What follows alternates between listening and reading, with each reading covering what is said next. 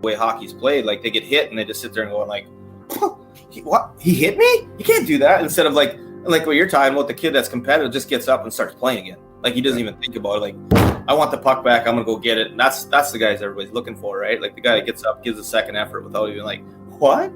He slashed me, he hit me, like, and they kind of give up on the play, right? It's just like, you can't do that to me. You know who I am? What's going on? Right? So. That was Derek Plante, and you are listening to the Up My Hockey Podcast with Jason Podolin. Just watch me now.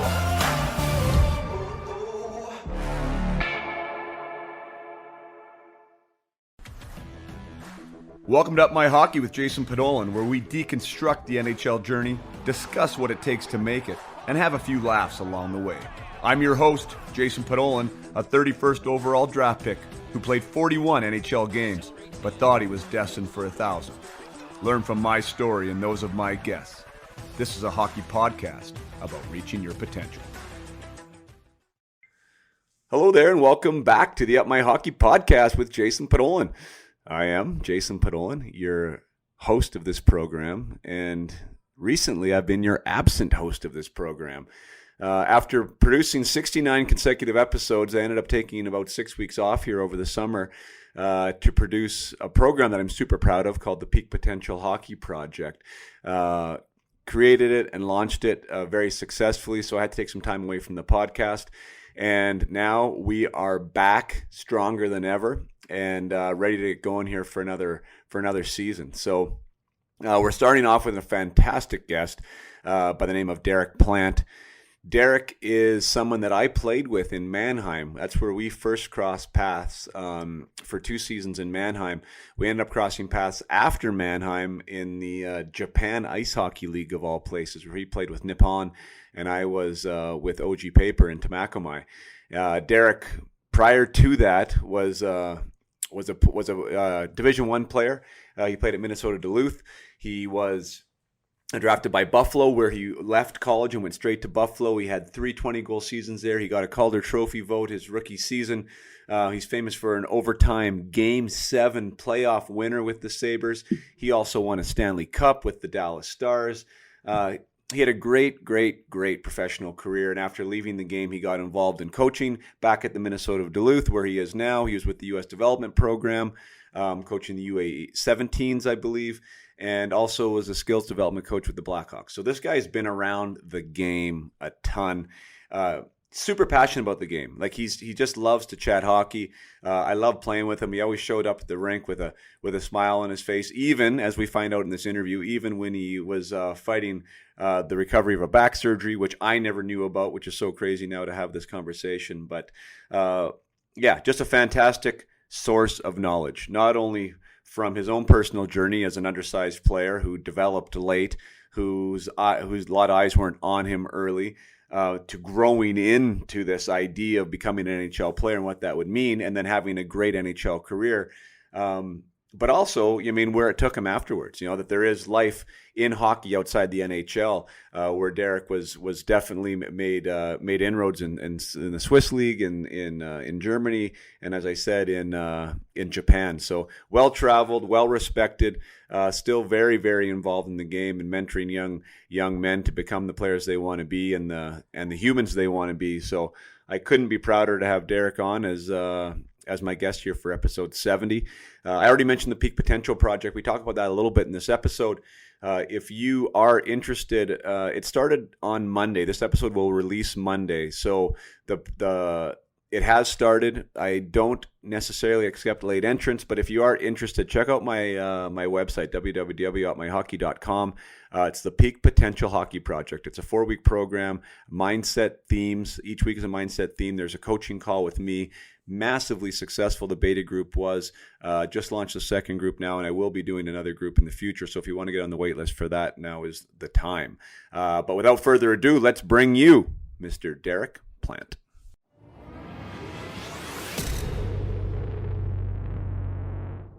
All right, well, here we are. I am back. Planter, I took a little bit of a hiatus here, so this is episode 70, but it's the first time since I started where I've actually taken some time off. So we took kind of July off in June, And it's awesome to get back in the hat. So if I'm rusty, I have to apologize. If I'm not my smooth, eloquent self, it's just because of the rust. But welcome to the program, old teammate, good friend, Mr. Derek Plante. Thanks for being here, man. Awesome. Yeah, this is great to reconnect and in a fun way and talking some hockey. I always love to do that. So this is great. Yeah, sweet. We were just talking a little bit off camera about the connection, and I think that's super relevant. So like Derek and I first met in Mannheim. Derek had played a year in the Swiss A League and then came to the Mannheim. It was my second season, and a fellow teammate there, Ryan Healy. Sorry, Eric Healy. Yeah, Eric Healy. Ryan's his son. You and Eric were just at a tournament with their sons who were babies at the time in Mannheim, and now they're playing for Team USA together. So. Let's just maybe start there. That's like super cool and super well, and that's the hockey world in a nutshell. But I saw the picture, right, of your two boys, and then I was like, holy smoke. So I texted Healy, and he's like, well, yeah, you should get Plante on. And here we are like 4 to 5 days later, right? Yeah, so funny. Like, I guess I didn't really put the connection together. I mean, it's a long time ago. They're 04, it's 2004. And then just seeing the Healy at the camp, the defenseman, like I haven't really paid attention, because they're out east, right? And at Duluth here, we mostly watch the Western kids for the most part. And then I'm like, it's a name, and I see a lot of dads in the rinks often. I think the lineage is pretty common. But then I went out in the lobby, and there's Eric sitting out there. So it was a good connection. Both kids made the team. They went over to the Hlinka tournament, played together. So just a real cool thing. We took a couple pictures after together. Now, what is it, 16, 17 years later? Pretty neat. Yeah, that is super cool. What team was that that they both made? So the Ivan Hlinka tournament it's a big tournament in the eyes of like mostly NHL teams, because this group of kids, the 04s now, would be for the majority, not everyone, because some late birthdays, but majority would be this would be the first tournament of next year's draft. And so the tournament's a big enough draft that usually it gets the best players. You're going to miss a couple here and there. For the U.S. team, the kids that don't play are, I guess, at the U.S. development program. So our teams tried out for the Select 17s or the Hlinka tournament, which is really a tournament for basically all the rest of the nation that's not playing on a development program team. So they have a tryout. They have a week-long tryout in Buffalo, and then they pick a team from that and go play in the tournament. Canada, unfortunately, this year didn't put a team in the tournament, I think because of COVID and everything that goes with it. Usually they're a strong team and oftentimes win it. The Russian team this year was very good. The Mishkov kid who was arguably going to probably be first or second overall, not this year, but the next year as a younger birthday, was there and led the tournament in scoring. So it's a high-end tournament. Most NHL teams have 4 or 5 guys there. They're GMs, and it's just an opportunity for to start their list of the better high-end kids in all of hockey, I guess, at that age. Gotcha. So these are the majority then are eligible for 2022. That's what you're saying, right? Yeah, correct. Unless they're that late birthday, which is after September 15th, then maybe they did a year later. So awesome. No, so that's super exciting then for both of you. Like, so to have your boys come through, you mean to make so that they're considered as of right now some of the top 17-year-old kids in the States, right? Yeah, for sure. Yeah. I mean, that'll probably put them on at least somebody's list. How high, right. I don't know, or they'll probably fall off by the end. I don't know, but right. So, they'll start there, and it's a good experience to get to put the USA jersey on. I know you got to put the Canada jersey on and win a gold and all that, and I was fortunate to play in 6 national tournaments and a World Junior myself. So putting that USA jersey on, it's an awesome feeling, especially when it's the first couple times. So I know they both felt that too. That's fun. So what's the temperature like? What's your boy's name? Zam Plante. So what's the temperature like for him? I mean, obviously representing, like you said, he understands fully where he's at. He understands like the magnitude of the tournament and that this is his draft year and all this stuff. Like where is his headspace right now with all this? Yeah, he's pretty good. I think a lot of these kids, they grow up and, for me, like being a coach and I'm around it a lot, I think he understands it, which I think sometimes puts more pressure on them a little bit because I think, he thinks about it. And like I coached this team 3 times previously. So he knew about the tournament probably from 6 years ago, knowing what it is, and maybe put a little bit more pressure on himself to make the team. And I think once he made that team, I think you get to see him kind of relax a little bit and like, oh, okay, good, this is great. And he went over and he played fall. He fit right in. He wasn't the best player there, but he wasn't the worst player there. So he fit there somewhere in the middle. And I think it was a good experience for him. They didn't win, so I think you go over there as a U.S. team thinking like you can win anything now. And they lost against a really good Slovakian team and lost to Sweden, and then their chances were pretty much done. So it didn't go exactly how they wanted to, but I think that from that perspective, it was just a fun accomplishment. Awesome. And you said you've coached that team before? Yeah, luckily I've been with USA Hockey. I was able to be assistant once, and then I was head coach of that team twice. So it's a really good tournament. Coached some really great players that are now playing in the NHL. So it's a really fun opportunity to see those kids grow and get better. So pretty neat. Awesome. Yeah, no, that's cool. And what a great, I mean, I remember my draft year. I'm sure you remember yours. You know, I think it, well, I don't think I remember mine like yours. I mean, you're kind of a highfalutin guy, so pretty good deal. I think I don't want to get off topic, but for my draft, it was actually in Minnesota, and that's when they mostly always had it in Montreal. For whatever reason, they had it in Minnesota that year. And, you know, my dad was actually a scout with the North Stars at the time. And for me, I didn't even go to the draft. Like, nobody even told me it was important. And at that time, I was like 5'6", 150 pounds. So I didn't really think I was going to get drafted. So I was out mowing the grass while the draft was going on. Came in from mowing the grass, and my sisters go, "Yeah, you got drafted." And I couldn't even remember who it was that drafted me. Or I couldn't figure out who it was. They're like, "Yeah, they're blue and gold." Like, the Blues. And I couldn't think of another team. They're like, "No, the Buffalo Sabres." And we all kind of went, "What? Buffalo? Where the hell's Buffalo?" Still funny. It's such a different time, right? Wow. That's what I mean. Like, it's so different. Like the Hockey News existed, back when that was really the only publication that you would find anything at. There wasn't these specialized, sports channels or anything else. So, you would follow the Hockey News, and if you happened to get ranked, then you knew that was where you're at. And maybe your phone would ring from time to time with, somebody wanted to take you for dinner or find something out about you. But definitely not the microscope that these kids are under now, where like it's 2 years, 3 years prior to their draft, and they already know if they're on a radar or who's watching them or whatever. Like, I think it's the environment is much different for these kids, and I think they kind of got to be prepared a little differently too because of that. Like there's definitely more to it than just hockey right now. Oh, 100%. I like your mindset, right? Your mindset is are you like once you get drafted, are you done? Like, now you've made it? No, you haven't made it. So what's next? And be able to keep with all that stuff. And I think what also comes with that a lot more now is the criticism, right? Like, so when they, even the draft list before the kids get drafted, there's a lot of naysayers saying, no, we shouldn't get drafted. And I think kids have to deal with all that on Twitter and all the different social media.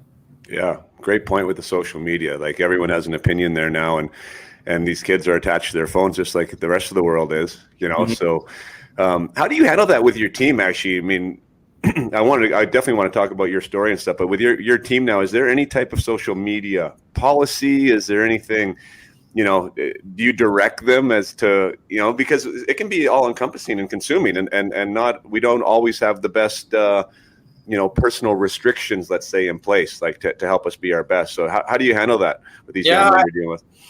Yeah, I mean, it's fair. I mean, we talk about it for sure a lot. I don't know that we have a lot of like rules per se, but we also are like, just don't tweet anything.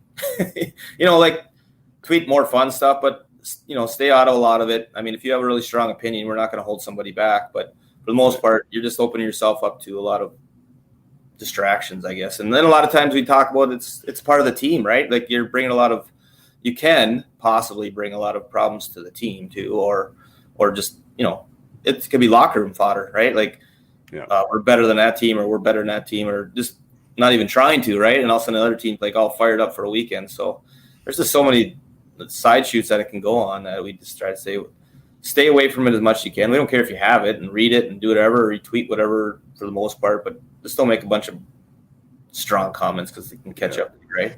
I remember, which is funny because I just connected that dot just now. I remember getting traded to Toronto, and so I left like Quietsville of like Florida because, the Panthers, it wasn't a big media frenzy there, right? Even when you were up, you were just playing hockey, you were in the NHL, you knew it was cool, but it wasn't Toronto by any stretch of the imagination. When I got traded there, I was in a cab.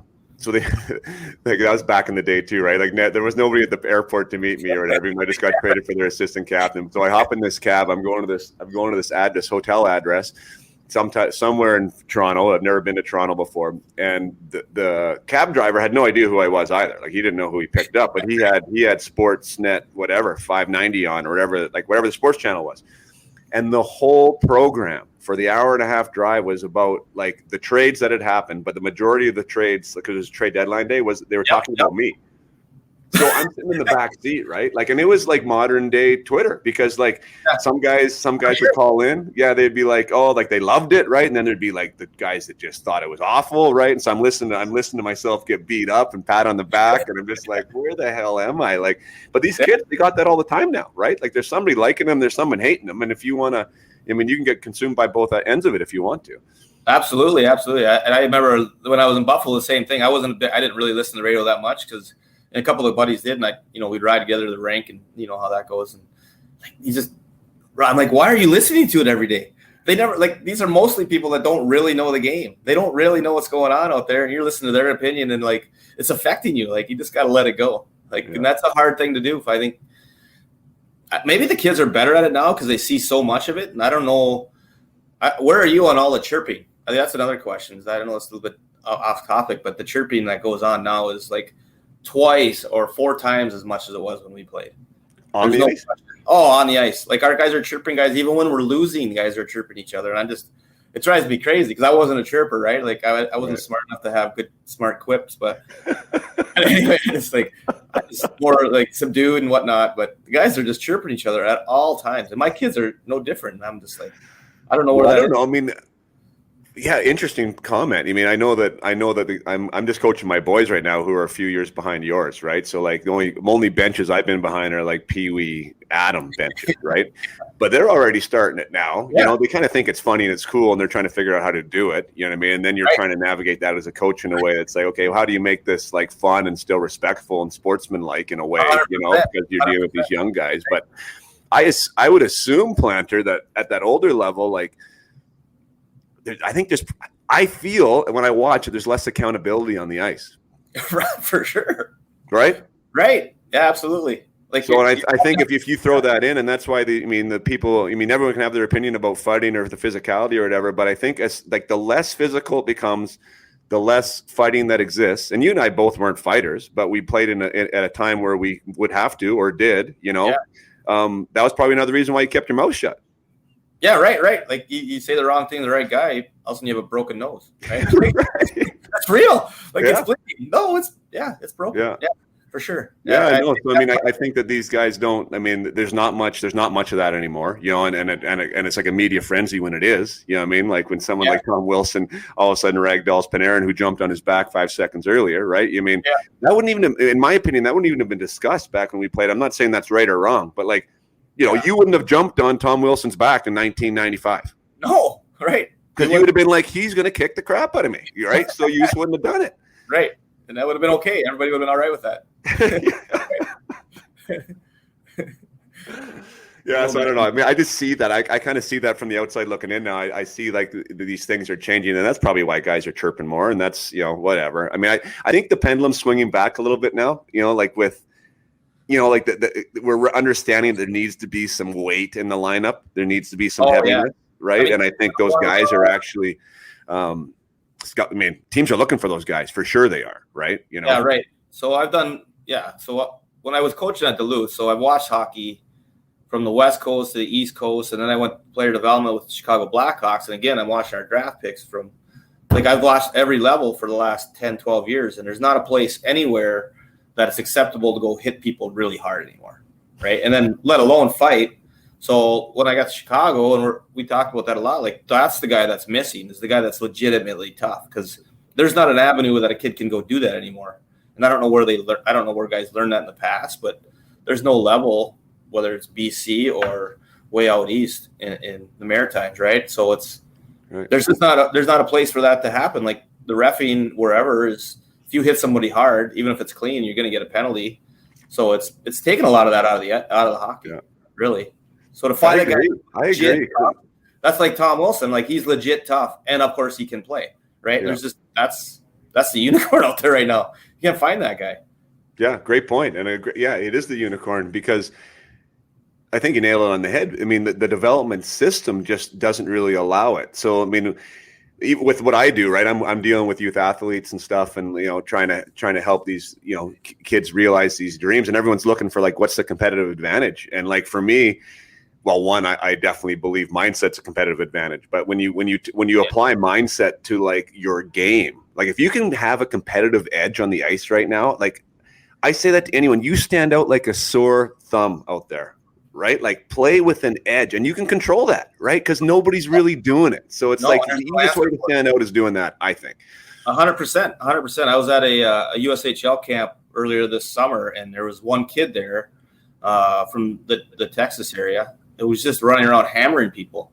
And like he had such a profound effect on these are just scrimmages, right? But like it was so noticeable. Like guys just didn't know what to do. Like he even challenged a few guys to fight, and they just totally backed down. Nobody would fight him. Nobody would and some of his hits were a little bit dirty, but for the most part, they're just hard hits, right? And it just was so amazing, like how that changed everything.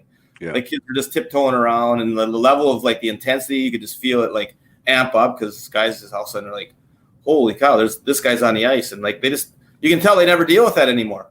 Like we dealt with that on a nightly basis. There was always a guy or two that, I don't want to call them predatory, but that was kind of their job. Like they hard hits. So you had to keep your head up. And if you got smoked, it was kind of your fault for going across the middle with your head down, right? Like that was part of it. Some of that's all changed, and there's just not that element, which I don't know if it's good or bad. Like the skill level in hockey right now is elite. It's awesome. It's fun to watch. It's fast.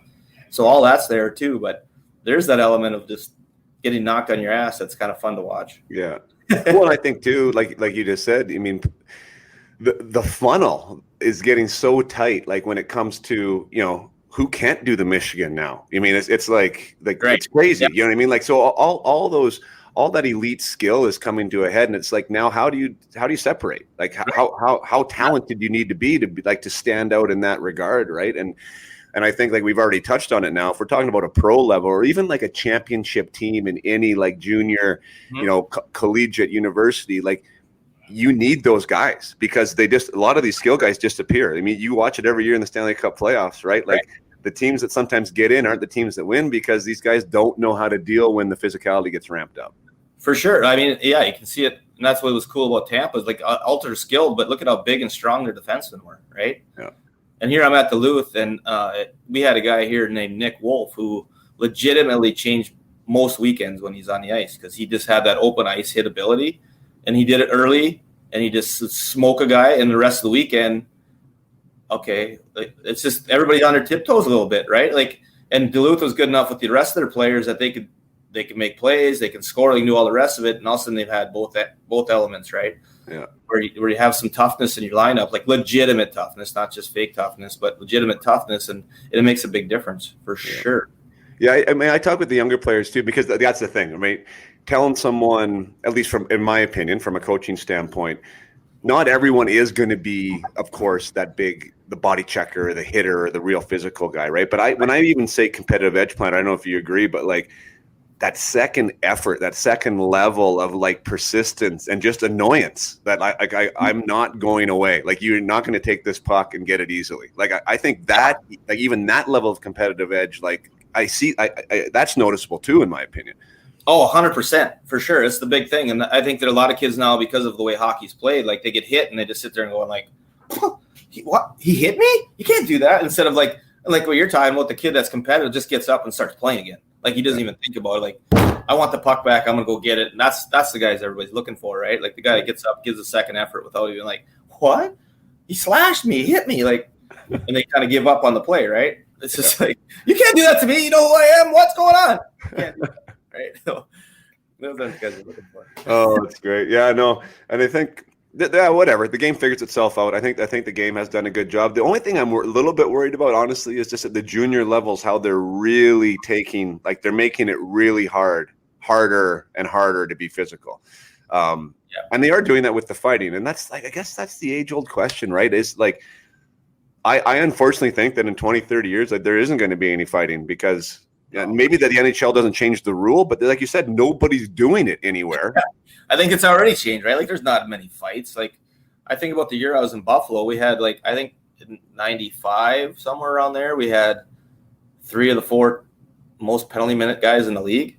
Right? We didn't make the playoffs for that same reason, but like they're at 300 PIMs a year. Yeah. What's the leading guy this year at? Maybe 100. Right. That's changed a lot. I mean, Brad May was there when you were there, right? Yeah, Brad May. Yeah, he was. He was a guest. Pat, I don't know if you saw his name on there. Great guy, obviously. I mean, I assume you like him. It's tough to find a person that doesn't like Brad May. Right. But there was a guy who was a good player, right? First rounder. Like found his. I mean, he said himself, like he just loved to fight. He's one of the few guys I interviewed that just absolutely loved it. Like he said, I loved it. I mean, I didn't love getting beat up because I loved that aspect of the game. Well, and he said that's the only thing he misses about playing is that he doesn't get to fight anymore. Well, it's true though. It's the only place you can get your angst out. Even you can just two-hand a guy and just it's okay, right? Yeah. Even for a guy like me, I can go whack a guy and go, at least I got that out, right? Whatever. But yeah, Brad May, he's good. He was tough. Like his shoulder ended up popping out quite a bit after maybe his 5th or 6th year. So he didn't really fight much after that. But before that, like he one-punched some guys, and it was like, just like unbelievable how strong and tough he was. And he could play hockey. So yeah, he'd be the Tom Wilson of today probably.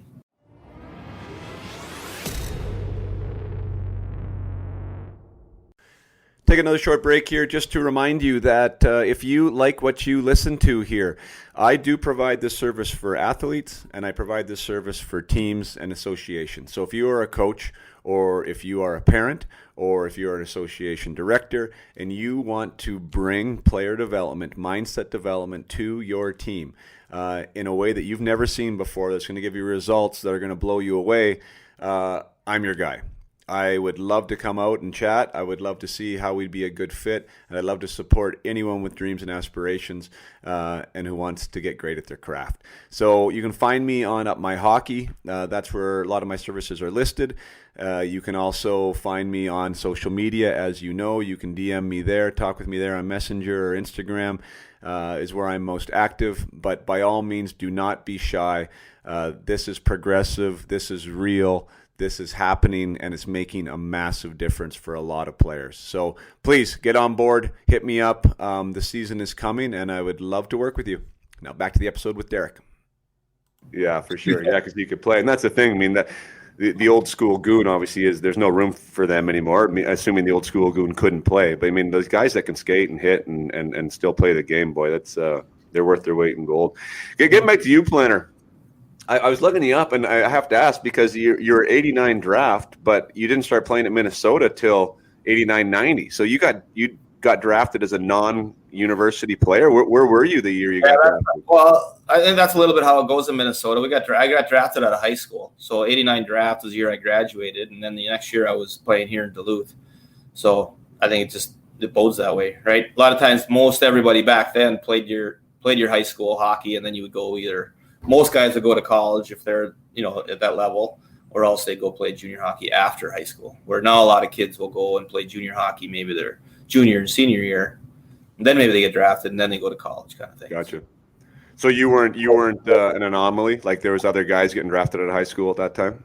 Oh yeah, for sure. Like I was an 8th rounder, so I think that year Doug Zamolik went like 5th or 4th or 5th overall, and Trent Klatt played. Those are all guys I graduated with the same year. Or Minnesota guys that got drafted in the first couple rounds. So cool. At that time, did you have I don't know, like was your sights was that your goal? Was your goal to wear an NHL jersey? Were you shooting for that, or were you more shooting for university? Absolutely not. Like I was a late bloomer. Like I was super small. Like maybe 10th grade, I was still like 5'1". So I was just hoping to get to play on my high school team. The high school coach called my dad to finally just ask, like, is it all right if we play him? Because that was my 10th grade year in high school, and because I was always small, so it wasn't like changing anything, right? I was just always small. Yeah. It's like play him, and I did good, and then the next year I was good. So I just started to grow. I didn't grow till late, so I was like 5'6" as 11th grader, and then all the way to 5'9" when I graduated. So I grew another 1.5 inches in college. So it was really? I was just a late bloomer. So it kind of amazed me that I did get drafted because a lot of the hype around here, I wasn't really recruited as a college player. I don't know because I was small or what the reason was, but a lot of the talk was like when I committed to go to Duluth, it was like, no, he'll never play. There's no chance, right? So, I think that's to the mindset, right? Like I was going to screw those guys. I'll show them. All that stuff helps, right? Sometimes getting getting squashed once in a while or told no once in a while is a good thing. Right. Well, yeah, great point. One, because what's the difference between you using that as fuel and somebody else just going away and getting their feelings hurt? Right. You don't know which guy that was, because this is so hard to quantify all this stuff, right? But I think once you get towards the top, you can realize, like, I think even talking to my dad after the first year or two after being in NHL, I'm like, there's some guys that aren't on our team that are, like, unbelievable, but just mentally, like, every time the coach talks to them, they just go in the tank, like, and those guys sometimes that have played in the minors or wherever, but it's such a grind in the NHL, like, every night. Like, it's all about your mind, I think. I think it's as much or more the most important thing. It's just how you deal with everything and the willingness to fight through whatever's coming. Right. Which is so fun. Like, how do I even phrase this? Like, I think the culture of, like, getting there, right, of like coming up through the ranks, like the word was always mental toughness, right? Like, are you mentally tough enough? Right. Or you need to be mentally tougher, but there was never a book or like a how-to, like how do you do that? I mean, how do you work on it? So that's something that I've personally been trying to, like, formulate is, like, what could I have used, or what would be beneficial to, like, manage situations, like to manage your mindset, right? To work on it as a skill. And I've actually created that. It's called the Peak Potential Hockey Project, which maybe we'll discuss it offline, because I've been talking with some junior teams about it. But like, yeah, because back in the day, like, either you did connect the dots in a way that served you and supported you in your dreams, or you didn't. I mean, and it wasn't. I think everyone's capable of it, I guess, is where I come at this from. I have a growth mindset about it. I'm like, I think a lot of guys just don't have the perspective or the understanding of how to use that, in a way that's going to support them. Because you did. And Danny Briere, another man, I'm sure you love Danny too. Like, what a great story he is.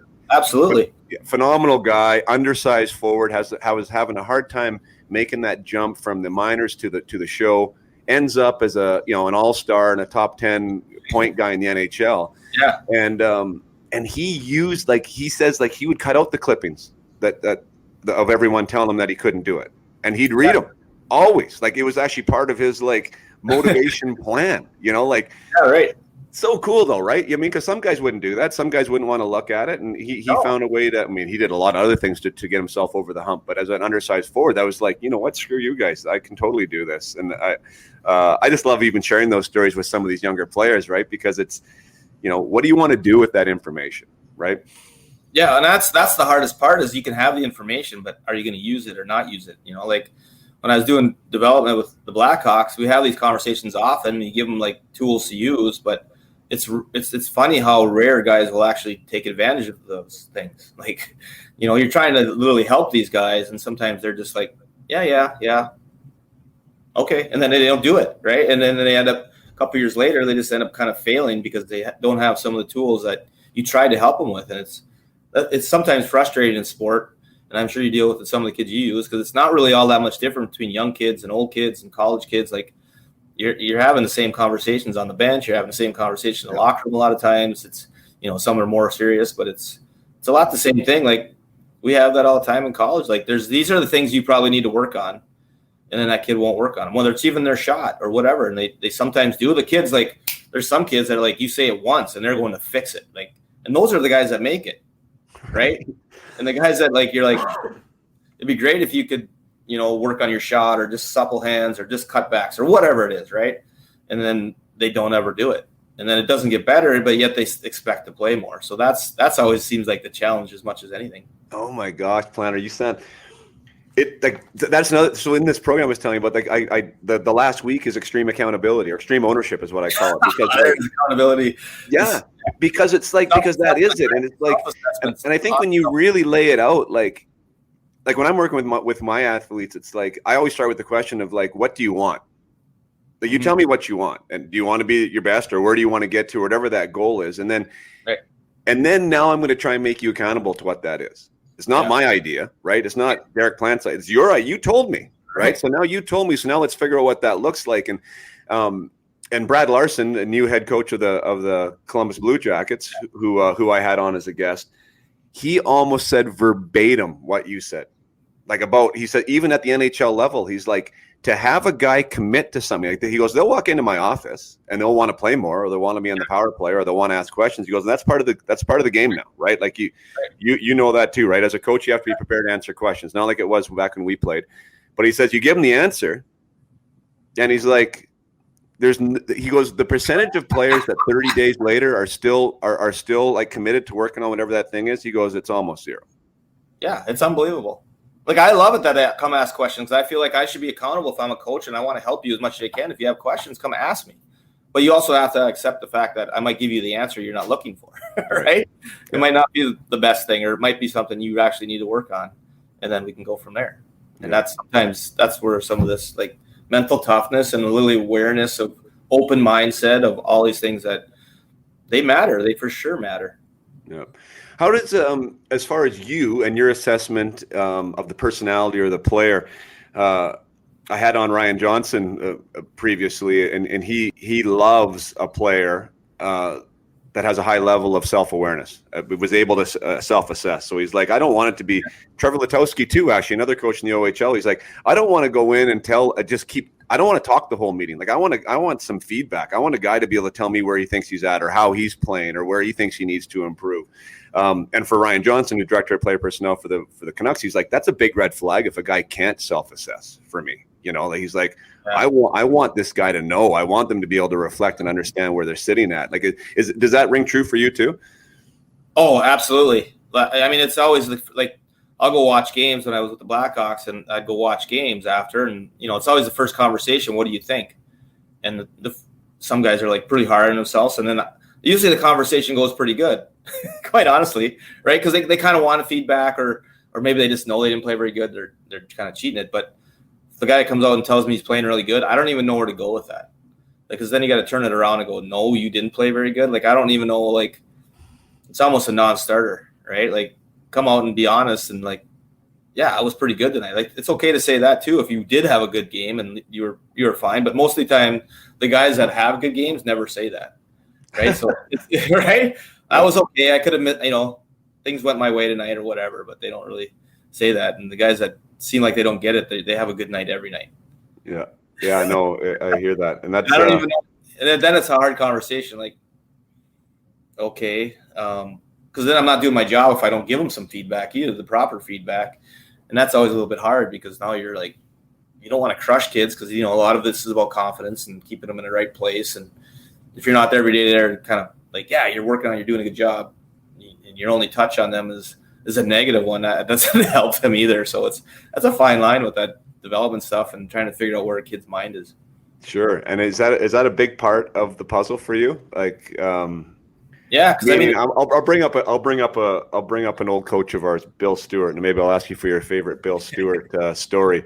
But he was an example of an old school coach from an old school system that actually had success in most places that he went, but he had a one way of doing things, in my opinion, right? And that one way worked for some guys, and it didn't work for a whole lot of guys. But he wasn't that worried about that. He was worried about what his approach was and how he handled it, right? Like, it seems like the coaching world is now migrating to a more like individual specific type of coaching philosophy, right? So like, it sounds like you're trying to navigate the personalities within your development system or on your team now to find out what works best for them. Is that do you find yourself more into like the psychological work of it most of the time now? Oh, well, yeah. Without being in it, like, yeah, for sure. You're just trying to figure out what makes this guy tick. Like, we can go through all 20 guys, and one guy needs to get yelled at to motivate him. Another kid needs to be just patted on the butt to get motivated. And that's hard to navigate, because sometimes this doesn't work that way. Like, sometimes you got to yell at the guy that needs a pat on the butt, and then you got to figure out a way to deal with that. So yeah, that's probably the challenge for every coach, right? And if you have a little bit hard time figuring that part out, you probably have a shelf life, right? And that's probably where coaches get worn out on teams. Sometimes their ideas, their concepts are good. It's just they're hard, right? And I think it's hard to be really hard all the time in today's culture and in today's player. There's got to be a little give and take, and there's a little more sugar than there used to be, probably. Yeah, for sure. Do you just because I'm thinking about Bill Stewart now? Did you we're jumping around with your career, but I mean, you had a great season in the Swiss League. Yeah. Germany recruited you, or I don't even know how that process went. You end up coming over, and from a point standpoint, didn't have a thriving year in Mannheim. Yeah, that was a challenge for me. I mean, on the backside of it, I don't know, if I told most people, but like I went to Switzerland. I had a really bad back for like 5-6 years, and then in Switzerland, I'm like, I either got to get it fixed or I'm done playing, because I had no disc left in my thing, and it was just like it was seizing up and all kinds of issues. So I ended up having a back fusion that year before, right? Which I don't know if anybody's had a back fusion and played again, right? Right. So like, but I mean, that was in like June, or well, maybe it was May, April, somewhere around that, maybe April. And then so when they called me from Mannheim, they said, well, we want to offer you a 2-year contract. And I'm like, I literally told them on the phone, like, I haven't skated once, and this is like the middle of July. I'm like, I haven't even skated because I haven't been allowed to skate, on the phone. And said, I don't care as long as you can get ready. So like I had literally only skated for maybe a week before I showed up at training camp. I could barely stop and start, right? So I had a tough start there, but I wasn't going to sit there and complain and say like, this is why I'm doing shitty. Like I wasn't doing good, but I knew why I wasn't doing good. Right. Like this too shall pass, and everything will work itself out. And it really didn't work itself out, because I think Bill was only there for a month and a half, and then he got fired. And then the new coach came in, and I don't know that I really had. They're like, well, you don't have any points. Why would we play you more? And I just never really got off that merry-go-round. And the next year's new coach, and so that was a bit frustrating, because I think I would have been a lot better there if I would have obviously come there fully healthy and had a better first opinion. Yeah, that's nuts. So you had that good year. You had that good year with a bad back, but not a fused back. And then so after that year in Switzerland, you got your back fused, and you hadn't skated again since the surgery when you came to us. Basically, right? I literally left Duluth without being able to stop and start like going full speed. That's insane. I didn't know that. I didn't know that. I could hide it good enough. I could skate well enough that I could hide it well enough, but it was hard. Like then to make contact, I was like, the first time I hit somebody, I'm like, oh boy, I hope this holds up. Yeah. So what disc was it? What'd you get fused? L5 S1 down at the bottom. Oh wow, hey. Right. So I mean, I had it when I was in the NHL too. I mean, there's 4 years where like if I bent over to take a face off, I had to hold my breath just because I couldn't bend over in that position. So it was worth getting done. Like it's been way better since, but that was a little bit frustrating that year because I just I wasn't going to not take the opportunity, because I wasn't like I was lying to anybody. I was fully upfront and told them what had happened. And maybe they knew what that meant. Maybe they didn't even know what that meant. I don't know. But yeah, that's crazy. That's good. Wow. See the stuff you learn? Yeah, right. Having a chat. But then you ended up and then the funny thing was, just for the listeners, so, well, not funny, but like, so we played together. Yeah. I end up retiring, or I think I retire. We that one year we went to the final, and I was like, my shoulder was messed and injuries, and I had the concussion and everything else. And I'm like, okay, that's enough. I'm going to go to university. I thought I had this university in my head that this is where I need to go. So I go there after the first semester. Like when you're not looking for work, because when everyone's looking for you, it's like so funny, right? At least that's the way it seemed. And the phone kept ringing, and then finally, but it was like it was cool spots like Milan or Copenhagen, or like kind of these more obscure leagues that I didn't even really know, places that had leagues, right? But I said no, and then Japan called. It was like right around Christmas time, right? I'm like, Japan? I didn't even know Japan had a league again, right? I'm like, really? Yeah. And found out a little bit more about it. They had only the one import system, as you know, obviously, and the money was like really good. And I'm like, yeah, I'm going to go to Japan. Like, this sounds awesome, right? Like, when do you get a chance to go to Japan and live? And it was on the North Island of Hokkaido. And anyway, so I go there, and then you're playing for Nippon. So then like we cross paths, and you're tearing the league apart too at that point. Like, was your were you feeling then, like, had you like now understood how to play, and your back was now strong enough? Yeah, and like that's the thing. Probably halfway through that first year, even in Mannheim, I was probably by then, if I was at that point when I started, things would have all changed, right? Like I did, like you look back at the stats aren't terrible for a guy that played fourth line and hardly played. I think even in Mannheim, I had almost 15 goals and whatever. I hardly played, right? So yeah, it was refreshing to go over there. And the same thing that you said, like, I'm like, at that point I knew I was just about done. So why wouldn't I go over to Japan? And they have like a college schedule, 36 games, a lot of breaks.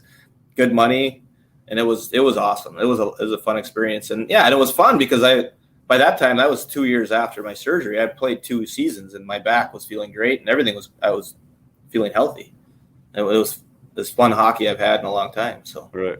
Yeah. What was your takeaways from your time there? Like, I mean, because it is obscure. I mean, to even have a chat about like Japanese hockey on this podcast with a lot of people would probably be interesting. I don't know I don't even remember where your city was, but I was on the North Island of Hokkaido.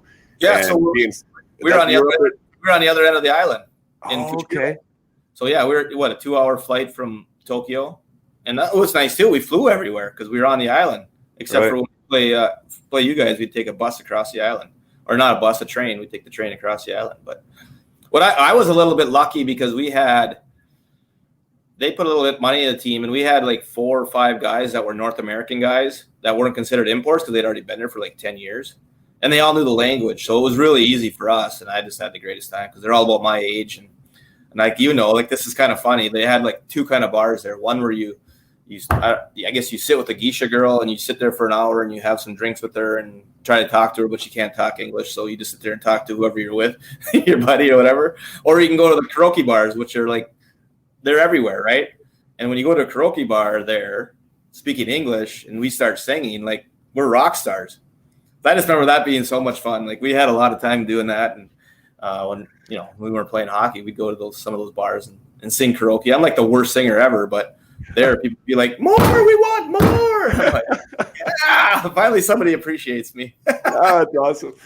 Yeah, man, like there was zero English, like where I was, like zero. Like it was really isolated. It was like very, very traditional Japanese culture. And what were the names of those? Like, what did they call those bars you're talking about with the geisha girl, or it wasn't really a geisha girl? I don't know because again, like everything's in Japan. So when they said it to me, it's just like, what? What did you just say? Yeah, they had some name because the boys would always say, "You go into the whatever," right? Like, and I can't remember what the name of that was, but yeah, that was.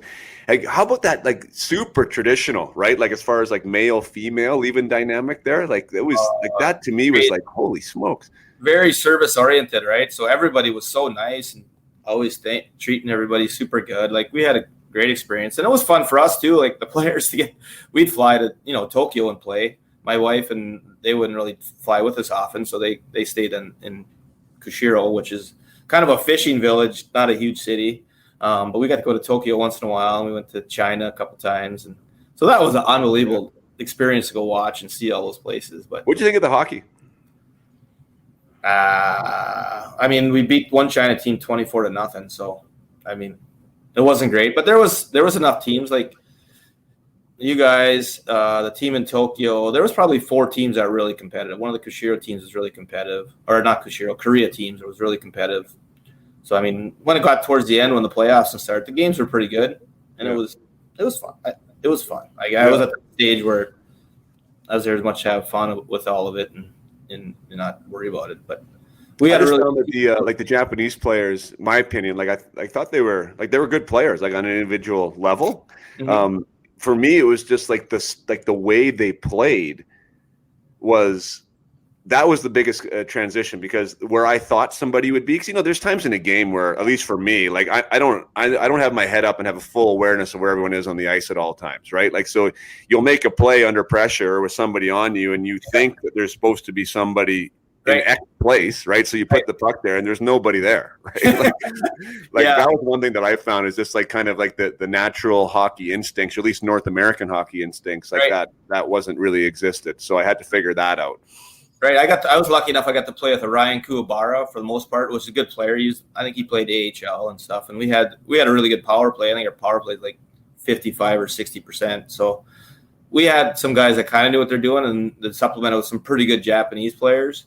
I think, like you said, though, like what happens there is like they get to a certain level of player, and then they can't. Those guys could probably get way better, but there's nobody there to push them because they're just so far from anybody. Like they can't go just play Sweden. They can't.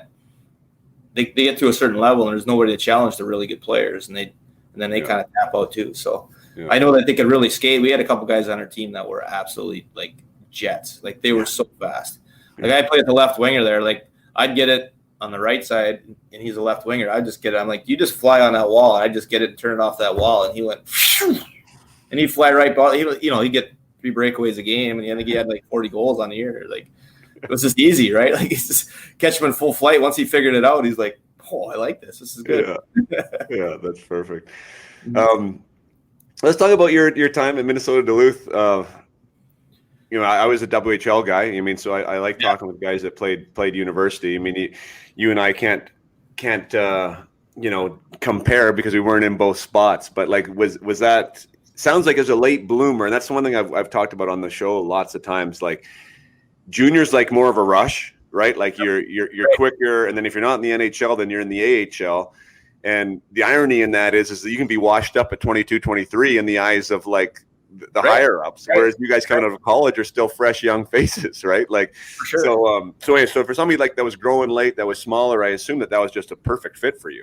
Oh yeah, perfect. Especially when I wasn't even like thinking about the NHL. I was just worried if I was going to be able to play in college, and so yeah, that was great for me. It was a great experience. It was, some of my best friends were my college roommates when I got here. So all that part was awesome. I met my wife there, but the hockey was good. Like, I didn't really know what the Western League or the OHL or any of that stuff was really until maybe even the last 6-7 years when I was with Chicago. Like, you always hear about it, and down here you kind of get a misnomer, like it's this and that, and it's not good, and blah blah blah. Right? They paint the black picture.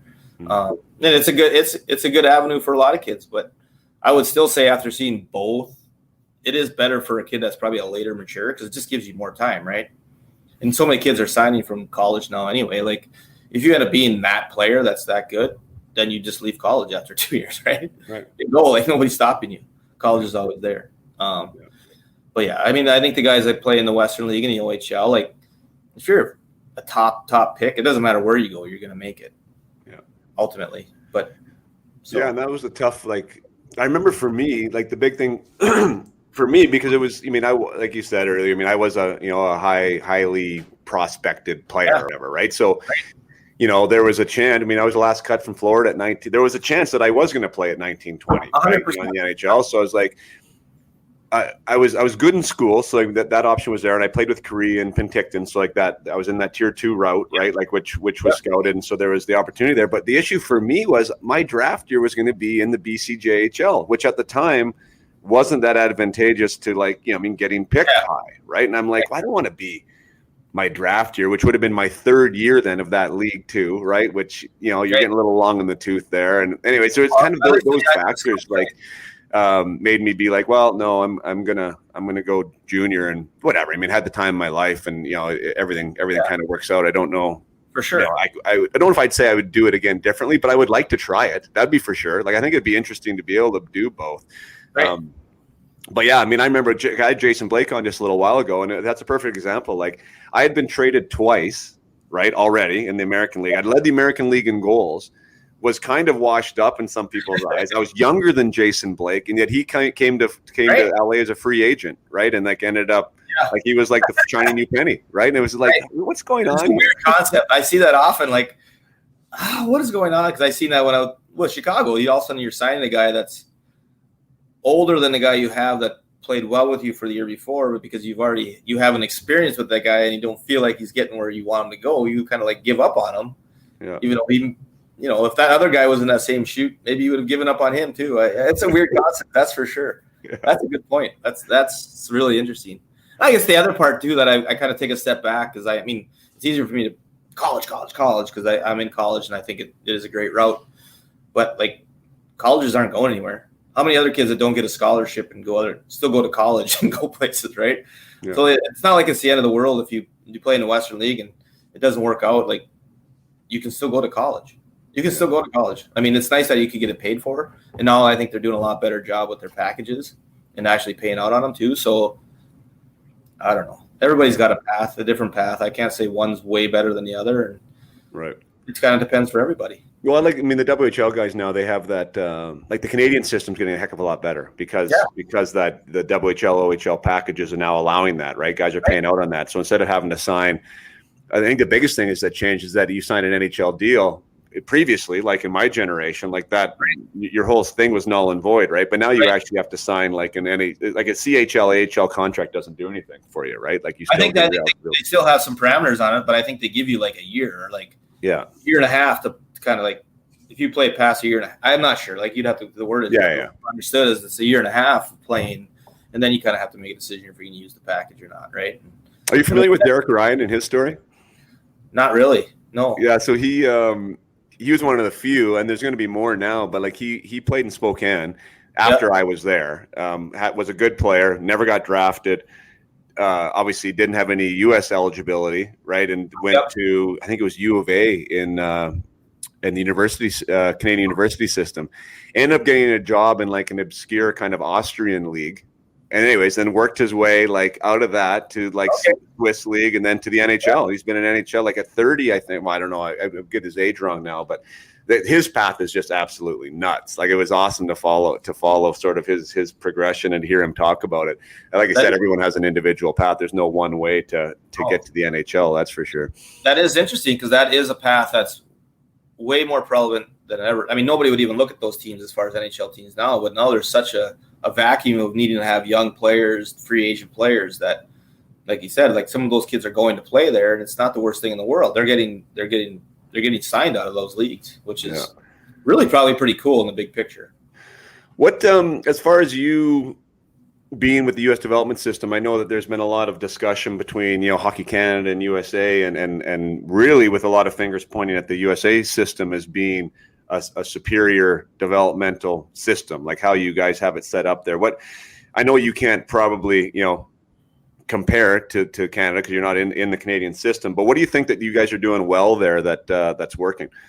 I think at the bottom line of all this is pure numbers, right? Like I think the more people you have playing, the better chance you have of getting good players. And we have more people playing in untraditional areas than ever before.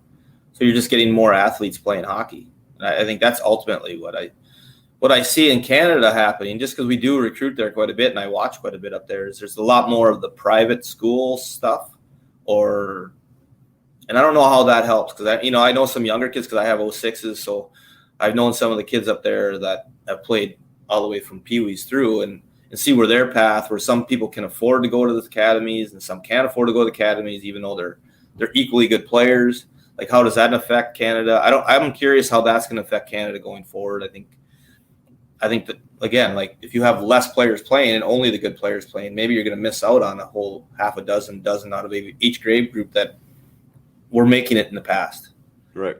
I don't know factually how that's turning out, but that would be my trend that I see happening in Canada a lot, is there's becoming a lot more of that academy stuff where everybody's got to go to the academy here in BC and the academy in Alberta. And that narrows it down a lot earlier. And now you're not getting some players that play as long. I don't know.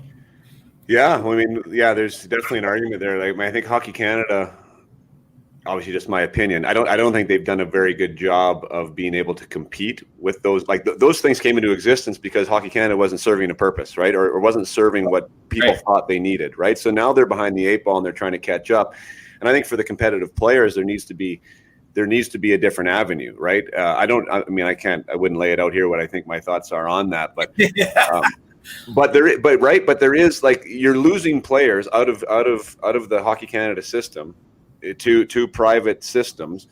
I do have a dog in the fight, though. Like, with the USA development program, I guess one of the things that is a draw for Canadian families is more ice time, really, more dedicated, like sports specific, like training, right? So they're on the ice almost every day, sometimes for up to 2.5 hours. They'll have their workout that's included with their school system. This starts in like Pee-wee, like for us, like U13, right? People are sending their stuff there. Sometimes even in Bantam for sure. And I think that's too early. Personally, I think there's a lot of time to make it a job, and I'm not saying kids get burnt out or anything. I just don't think it's good for the mind or the body. I don't think at that young of an age. Like, when does U.S. development, like if you're an elite player, like when does it start to get serious, and what does that look like for a player that is in the system? So like the U.S. development program is really based on it's basically one team of like 22, 23 kids. So the most recent team that tried out is the 05s. So it's all kind of works up to that at some point to be, I guess, when they're 16 or 17 would be their first year there. And usually it's a 2-year program, and most kids are like then junior and senior in high school. that makes sense. Grade 11 and 12. Again, there's some late birthdays that end up being younger, but that's usually 1 or 2 guys on the team. Before that, I think it's everybody's kind of path on their own to kind of figure out what's going on and where they should play. We have a different dynamic here in Minnesota than anybody else, where we have association hockey, then turns into high school hockey, which is all really helpful in keeping a lot of players playing. Mm-hmm. And our high school has a lot of tradition, so that a lot of kids will still stay and play in high school hockey, where in a lot of other states that's kind of been gone by the wayside. Because, again, I think a lot of it becomes a lot of people are in a hurry. Everybody's in a hurry, right? And it's no different than going to the academies in Canada, or we got to go play AAA hockey in the States, where you're narrowing that group of kids a lot earlier when you don't really need to. And I don't know that anybody's really getting anywhere any faster, because still time only goes so fast. And kid might be the best player at 13 or 14, but he's not always the best player at 16 and 17. And there's other kids that pop into that group. But that's why it's important to keep more kids playing. I don't think it changes a ton. The best players end up being kind of the best players, it seems like. But there's a whole bunch of other players that filter into that group. Yeah. And not playing in good areas, that doesn't help them. I love Josh Norris's story. I had him on, Calder finalist this year, Ottawa Senators player. Yeah. And his you probably know that name even from Germany, right? We played in Germany. We played against his dad. Yeah, tear us up a little bit there over there. Exactly. Yeah, and so his dad coached him growing up. I mean, he played his a lot of his junior hockey, or youth hockey, I should say, in Germany, because that's where his dad was playing, right? And then they came back to the States, and his dad was coaching him there. And there was a decision. I think it was his bantam year. Second year bantam year, which is starting to get now serious, right? Mm-hmm. Like where he could have left and played AAA somewhere, but he decided to stay and play AA, like with his dad, which, and look at him now. You know what I mean? Like there's such a rush to play at that, the best level. And for some, I mean, I just don't know if that's always the best, especially if you're not going to be the best at the best level. Like when you're a youth player, right? You want to have the puck in your stick. You want to be able to score goals. You want to have some fun, right? Yeah, I for sure. I try to say that as much as you can. It's not the easiest thing to do, is to try to find yourself where you're right in the middle, right? Where you're getting pushed all the time, but you're having a moderate amount of success. Yeah. I think that's where you want to be. That's the sweet spot. And so you don't want to be at the bottom end of a team, and you probably don't. I mean, it's okay to be at the top end for a little while, but you have to get pushed at some point too, right? Yeah. So there is some merit to moving up, like we call it, or going to a better level when it's appropriate. But so the USA development, so there's some type of an ID process, I guess, nationally to identify like how we end up, or how you end up at this top 20 players at this 16-year-old age group. Yeah, right? So like the development program team, they have like John Van Briesbeck kind of overlooks all that, and they have a couple scouts that go out and just kind of evaluate that age level for the whole country, and then they'll have a tryout. They have a 40-man camp for the development program team. And they'll bring those kids there, and then whatever kids don't make it go to this. They have it's called the selects, and then all those are kind of fed through each state. Each state has through their whole state will have a tryout, kind of a funneling process. That's really almost probably too long, but it's almost a 2-month process where they start in their local areas, go to a more central location, then more central location, and they'll pick. For Minnesota, I think it's based on how many kids are registered in your districts. Like Minnesota gets 23 kids to go to that camp, or maybe Montana gets 4. You know what I mean? Just because they don't have a ton of hockey players. I could be wrong on that number, but good example, right? So that's how that, and the evaluation process isn't perfect either, because it's like any coach or any other team that you see. Like I like one player, you like another player. I don't know if either player is really better than the other. It's just what I like and what you like, right? And it comes down to it. I mean, the really easy ones are the best players. Those are easy, but it gets a little hard. So those kids make it out to that camp, and then they usually pick a team from that camp out in New York or Buffalo is where they have that camp. Is that funded as a parent then? Like, if you get selected, what is it? Yeah, well, like if you get to make the team, the Hlinka team, that's all funded. Once you, I think we paid for Zam to get to Newark. No, we didn't. The USA Hockey did all that, but the funding to get to the tryout, that's all funded on the families, and that whole process in there. And each one of those processes is probably 4 processes, all a couple $300. So it's not a cheap process to get to Buffalo, I guess. But then if they actually make that 20-man team, because there's a team for that for the 5 nations, it's the year before. It's the same process. And then that team's over in Switzerland now.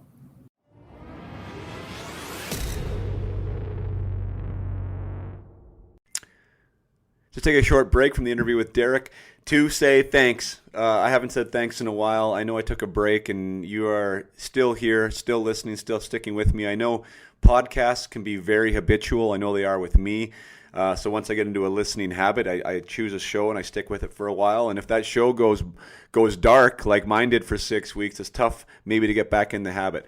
But I do thank you for listening and tuning in. If this happens to be your first episode, by all means, please subscribe to the podcast. Please share it amongst your inner circle. The reviews that I get and the feedback that I get from DMs is so inspiring to me. I love that parents and athletes can listen to these stories. I love that the stories motivate, educate, inspire, like I said, and that is really the beauty of what this whole platform is about, to provide wisdom to others that, some of us, like Derek and I, wish we knew when we were going through it. So thank you so much for being here.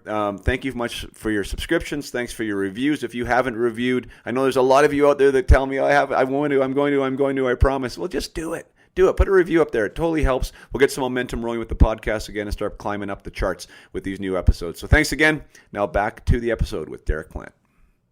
Playing also, but you talk about intangibles, and I wonder, you as an evaluator, I know the answer at the collegiate level that it's beyond just what they're doing on the ice, because you're talking to these athletes and these kids off the ice, and to see what, kind of what their makeup's like and what they're made of. Are there intangibles that you look at even at the more youth level? Because I that's one thing I talk to players about, is like what you just said. I mean, what somebody sees is something that somebody else doesn't see, right? Yeah. But there are intangibles on the ice that are going to make you be favorable in almost everybody's eyes, that people aren't doing. But so there's on-ice intangibles. I'm talking about an off-ice intangibles. How much do you get into the off-ice intangibles at whatever level?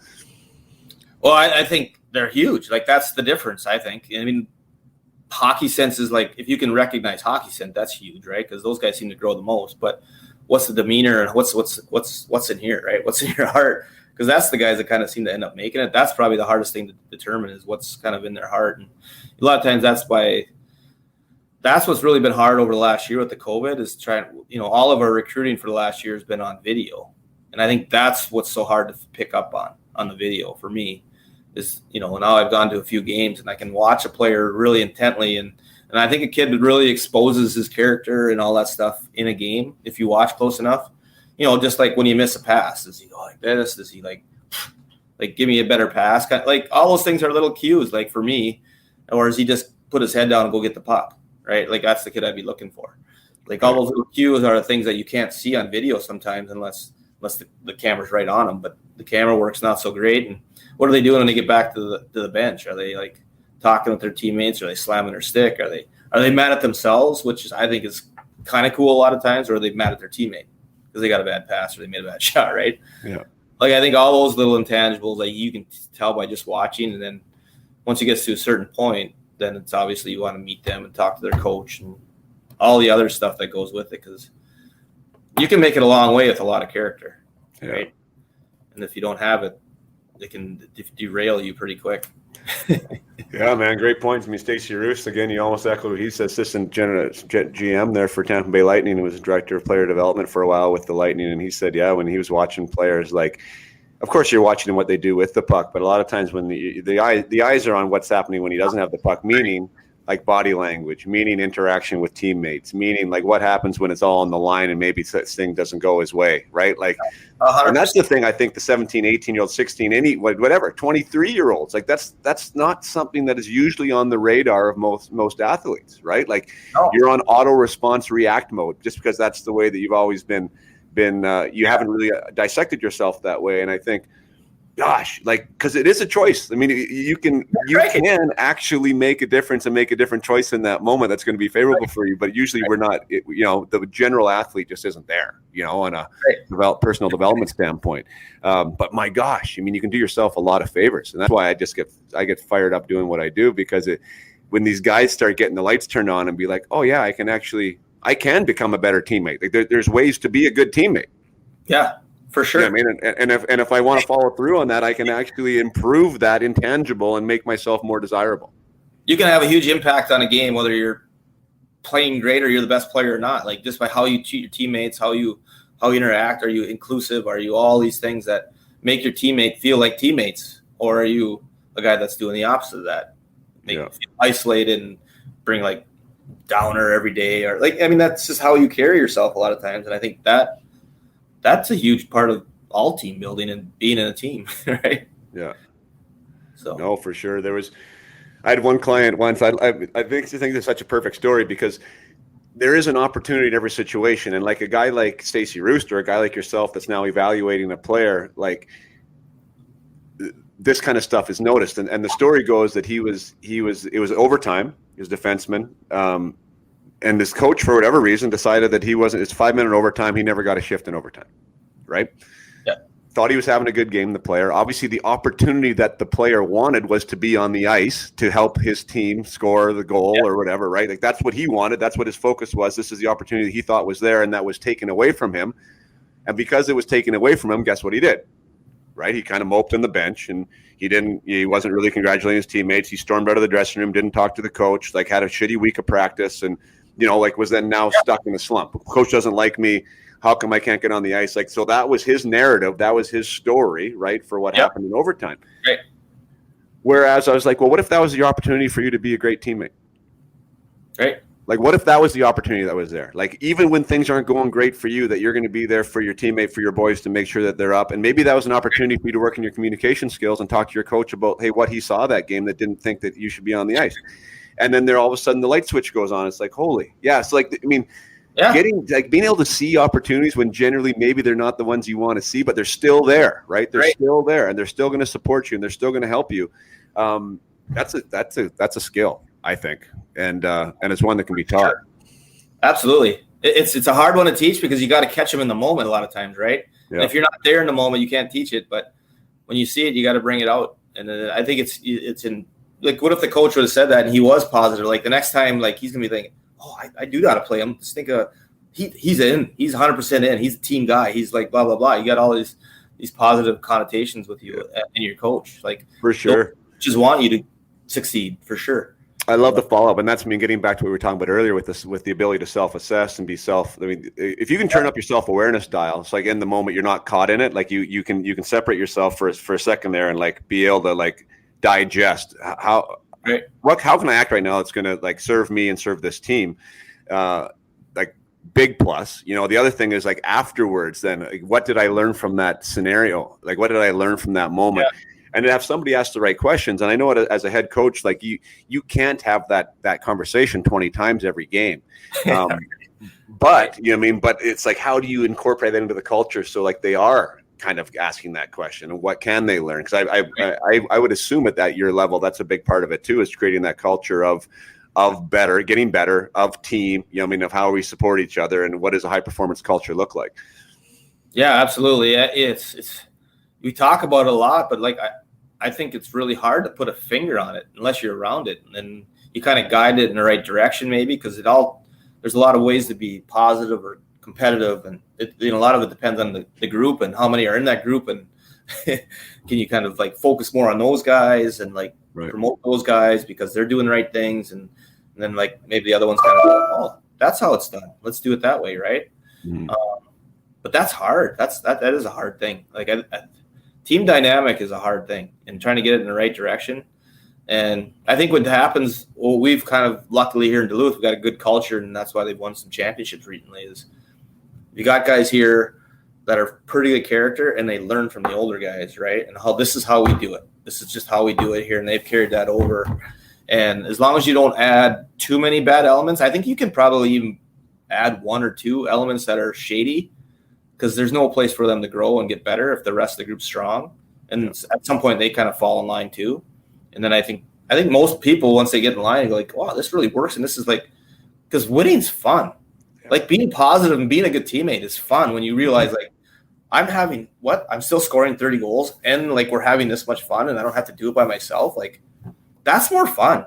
Yeah. Like it's just, I think getting over that hurdle sometimes of like, we get promoted, like I need to score, I need to do this, I need to do that, I need to, like a lot of times think you need to do it by yourself. But when you can find that culture where everybody's kind of pulling on a chain, like you still get all that stuff, but now you're winning, and it's just life's way more fun when you're winning. Yeah. When you're on a team.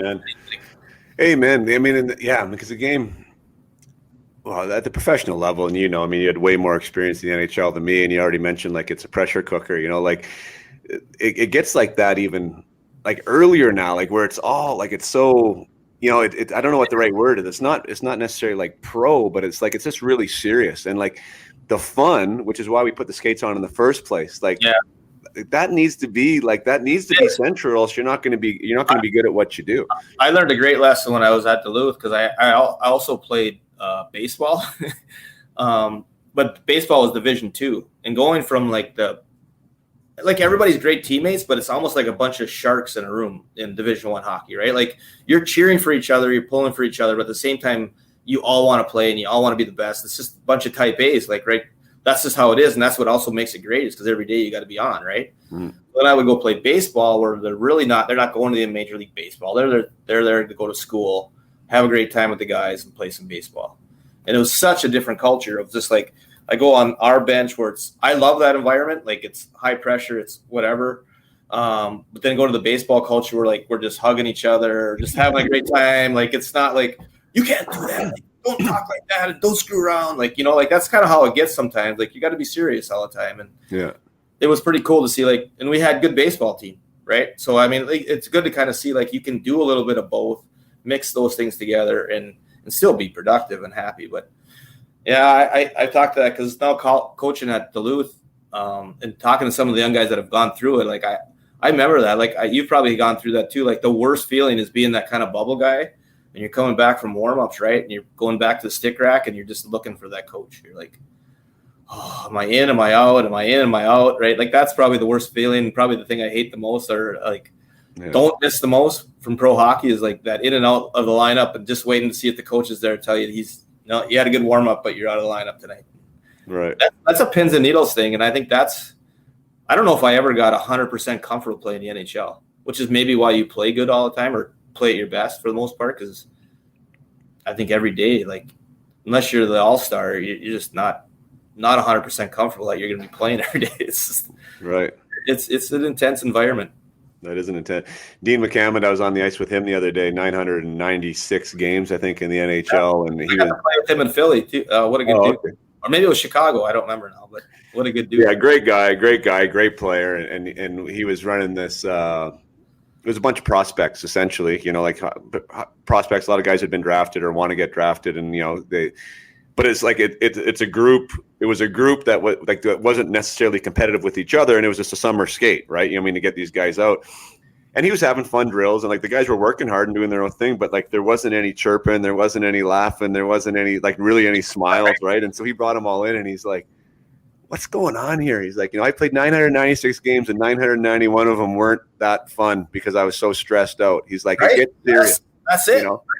He's like, it gets serious. If you can't have fun right now in July, he's like, come on, boys. Like, sure. and that I was like, God, that's so true. Like it's boy, learn to have fun with it. That's one thing that I talk with my players about too, is like that passion. I think it's where your head goes, right? Like what do you enjoy on the ice? Like really be intentional about that. Like, why do you skate? What do you play? Do you like the boys? Do you like chirping? Do you like having fun? Do you like laughing? Like, do you like scoring goals? Like, what is that? And like, do it, do it and enjoy it and be grateful for it that you're being there. And then it becomes less serious, but that's a lot of fun. Like, I tried to bring, like, I've always been a rink rat. Like my favorite part of every day is even practice, just getting on the ice and just skating around and feeling the air, and it's so great. So I try to make as much good energy as I can, but it's genuine for me. I love getting on the ice, and it's fun for me to get on the ice. Like I love getting on the ice today, whether it's the young guys or old guys, and I feel bad for guys that like feel like they're just like, I got to go out and skate. Like that's a long goal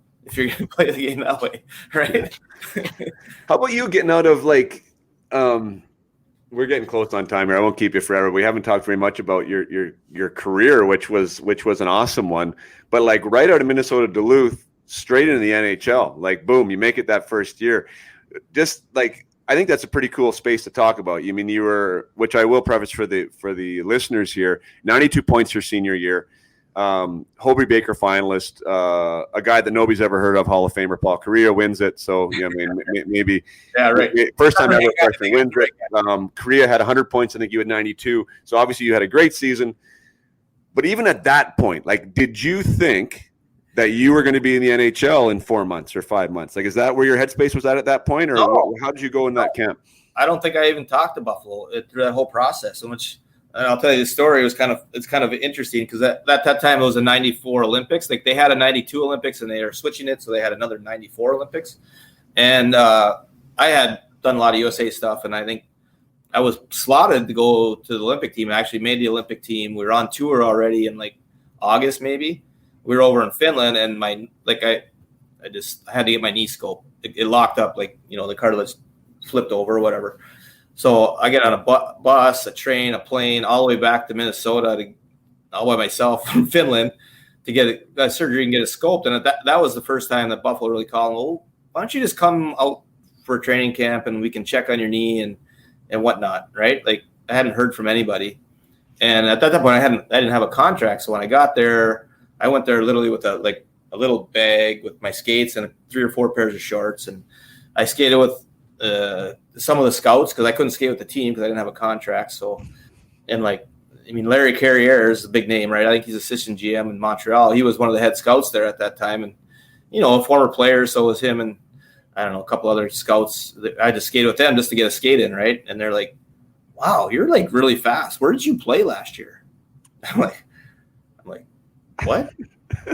I don't know.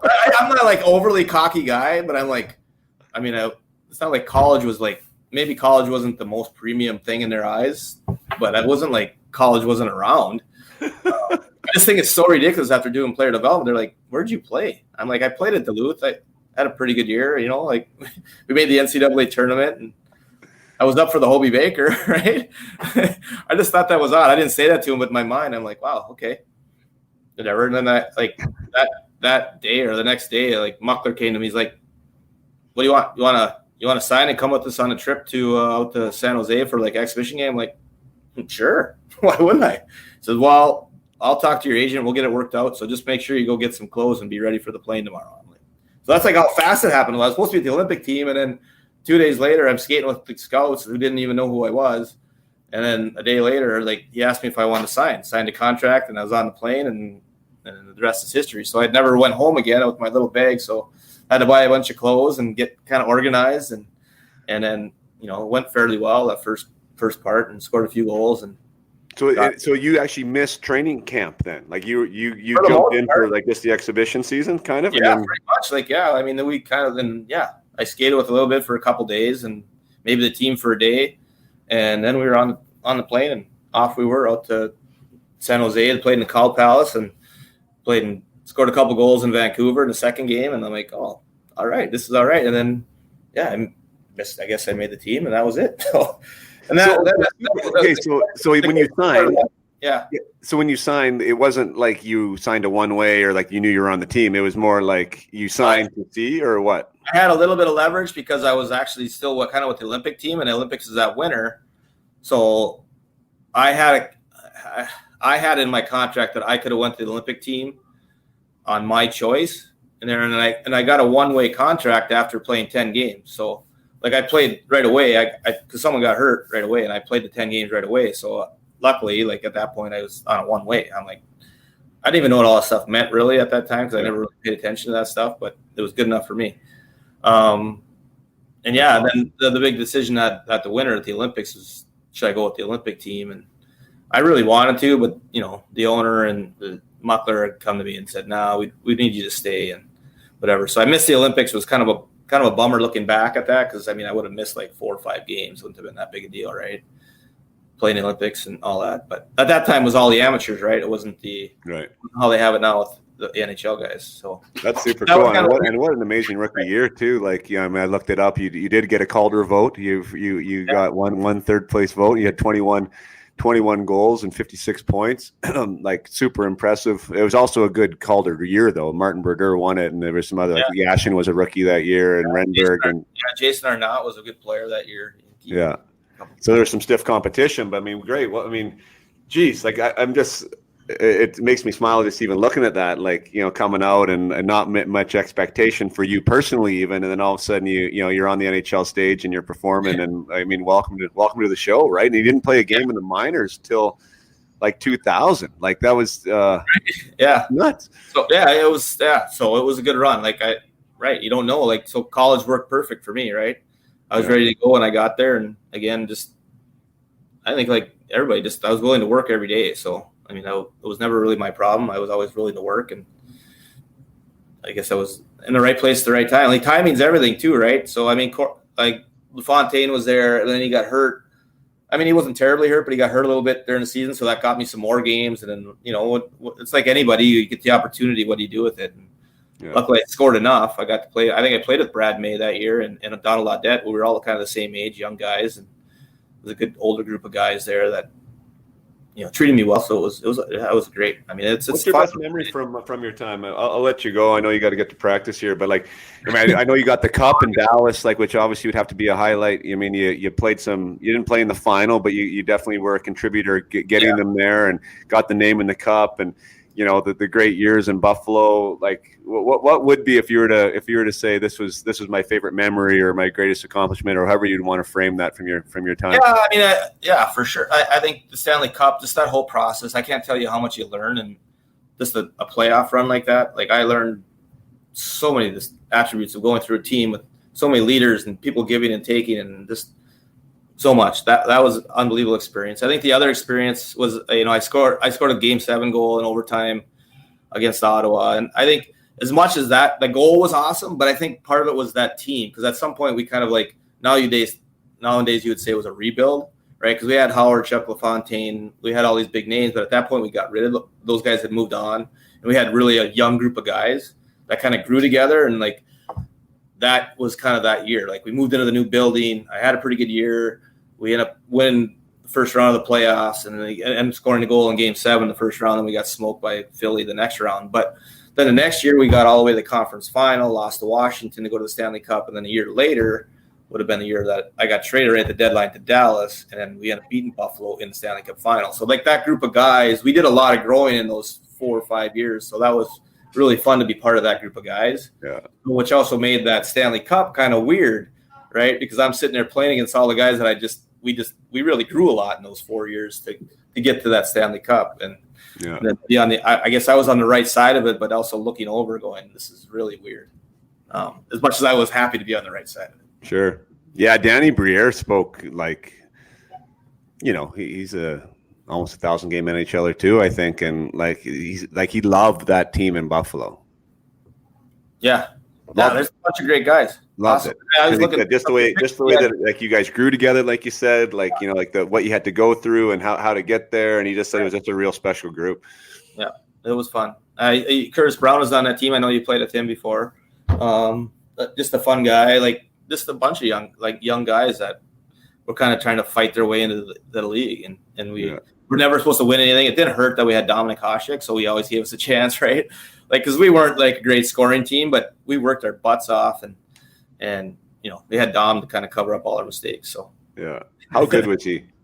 I can't even tell you how great he was. Like, he's not even good. Like, he's great. I think when I first got there, he was our backup to Grant Fuhr, because Grant Fuhr is a Hall of Famer, so just automatically he's kind of our backup. But in practice, like I didn't really know, because I didn't know who they were, and I didn't know who Dom was yet. But in practice, everybody's just like, you should see Dom. Like, he's unbelievable, right? Like, talking about our backup, and I'm like, okay. I mean, I'm talking about Grant Fuhr. This is Grant Fuhr. Gretzky said would be the one guy. If you ever picked a guy, it would be the guy. Like, this is pretty cool. But the first, like, then Furzy got hurt, and Dom came in and played. And I literally think that we sat on the bench for the first month going, you couldn't believe how good he was. He was unbelievable. He made so many unbelievable, crazy saves, stuff you'd never seen. He was intense too, though. But I had just never seen like it. I don't think he for sure. I can't imagine anybody be better than him to this day. Yeah, I mean, I had an opportunity to play with him in Detroit. That was like my last NHL stint, and I was like, just like from a personality standpoint. I mean, I was a washed up 30-year-old trying to make a team. You know what I mean? And like, and he talked to me like I was Chris Chelios or something. Like he started the conversation. He talked to me for 45 minutes. Like he just seemed like he was an interesting human. But to look at him, like I wouldn't pick him out as being an athlete at all. No. Right? He looked like the local librarian. It's funny you say that because I was just talking to somebody the other day because my kids have kind of got into tennis and I like tennis. We didn't have tennis, but I played a lot of tennis at that time. Like when I was kind of growing up and on fun, like cross training, I guess. But I like Dom, you look at him and you're like, not much to him, right? I'm like, Dom's good goalie. And I heard he wanted to play tennis. I'm like, I'll take you on. Like I'm thinking, oh, this is gonna be great. I'm gonna finally get the one up on him. This is gonna be awesome, right? So we get to the tennis court and we're playing, and like I literally don't think I got 1 point on him. He was unbelievable. I thought he was Ivan Lendl. He had me running all over the court, and he's actually chirping me, come on, Derek, get the ball, get it back. Like he just had me running all over, and I wasn't like a bad tennis player. I was pretty good. Like I could be a pretty good player, but obviously I couldn't be Dom. He was unbelievable. He was unbelievable. So he was not just a goalie. He was actually an athlete. Right. Yeah, but like you say, but not by looking. Like he's very unassuming, right, in the way he looked. Absolutely. How was he? Like, what did he practice like? This is the last thing I'll go, because like I talk a lot about standards, and maybe this might not even be a good segue to Dom, because maybe he wasn't a hard practice player. But like, it's interesting when you see greatness. A lot of times we assume that it's like they're just better. You know, like their natural skill set is just better, and that's why they're better. But like, it's amazing how often it correlates with just like an above average standard of whatever it is, work ethic, commitment, passion. You know what I mean? Like whatever those things are, that it's like, you know, it's elevated, and that elevation has allowed them to be one of the best in the world. Was Dom like that? Oh my gosh, he was beyond that. His intensity level was through the roof. Again, like this is one of the first times that I was there that first year, and maybe right after he was playing. But I'm sitting in practice, and I think I'm just sitting there, and I think he got scored on like 3 times. You know, I'm just sitting in line, and all of a sudden I look over, and he's throwing the net off. He blows the net off, and he comes over the bench, and he's wham, and he's hammering all the water bottles. I'm like, what happened? Like, I think he got scored on like 3 times in a row. Like that was it. It wasn't like somebody ran him or someone hit him in the head. Like it was nothing. Like he got scored on 3 times in a row, and he just lost his mind. Like his competitiveness was like unbelievable. So my only claim to fame on Dom would be like, you know, like right before, like in the morning skate, right? Usually the home team skates and then the other team comes on right after. As well, I was playing a little game with him, like a scoring game, and I had his number that day. I don't know why. I just got lucky. But like he would not, I kept scoring on him like best out of 3 pucks, right? So we must have went for like 25 minutes. But like the other team's sitting on the bench watching, like, and I'm like, this is the greatest ever. Someone's actually seen me score on Dom, because that's not that easy to do, right? Like I would get the first goal for whatever reason because I kept changing it up, and I got it in his mind. I think. But he wouldn't let me leave until he beat me, and then finally he won. But it was one of the greatest days of my life. Was beating him in a scoring game when the other team's sitting there watching on the bench. It was awesome. Curtis Joseph wanted me to do that when I was in Toronto with him all the time. I've told this story a few times. Like he'd give me 3 pucks on the hash marks, and it wasn't like a deking game, but I had to shoot. And I could take slappers if I wanted to, and he'd stand on the goal line.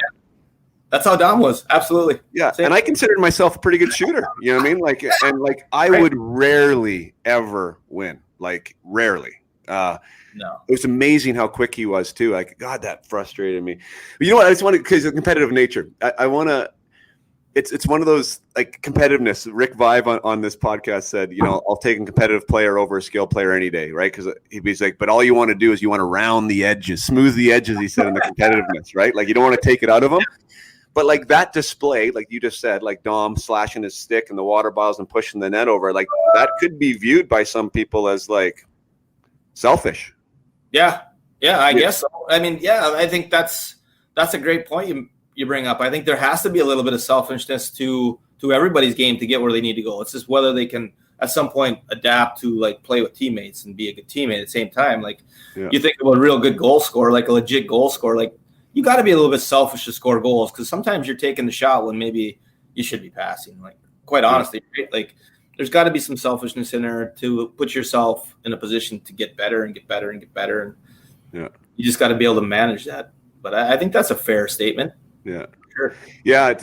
And also the ability to recover after that. I mean, so what does Dom do after that? Does he get back in the net? I mean, is he, you know, because like I think that whole scenario too, I mean, it could be a downward spiral that's not productive for anybody, or it could just be his way to release, let everyone know and get back in there. But And I think, I dealt with some of that when I was a young kid. I think my mom used to carry around a paper bag because I would hyperventilate often enough because I would just get so fired up. And I didn't learn how to handle it until I probably got maybe to college, right? Like I think every coach should ask my dad is he okay? Like I would, when I was always towards myself, like I wasn't like a guy that lashed out on my teammates that way, right? Like I was just, I'd hit myself on the head and I'd be like punching the boards and I was just like, whatever, like when I make a bad pass. But so I think a lot of that fire, like if you can find a kid with that fire, like I've been on benches where like the kid's crying, right? And the other coach are like, you gotta get him to stop crying. I'm like, no, let's figure out why he's crying. Like if he's crying because he's mad and he wants to do better, then like let's pat him on the back for crying, right? Like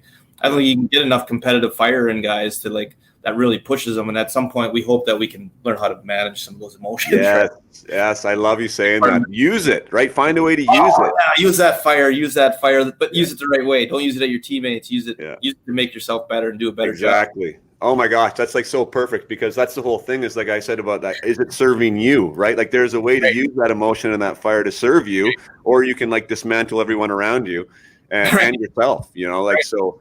I think the passion, the competitiveness is a great place to start. And then like teaching and trying to help people navigate how to use that is obviously a big advantage to them. And if you're in a coaching situation, it's an advantage to your team too, right? Yeah, for sure.